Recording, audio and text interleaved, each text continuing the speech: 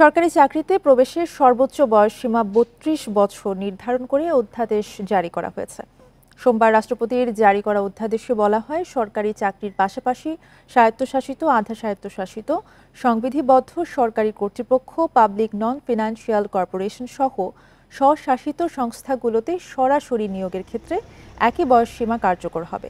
তবে প্রতিরক্ষা, আইনশৃঙ্খলা রক্ষাকারী বাহিনীর চাকরির ক্ষেত্রে প্রতিষ্ঠানের নিজস্ব বিধিমালা বহাল থাকবে।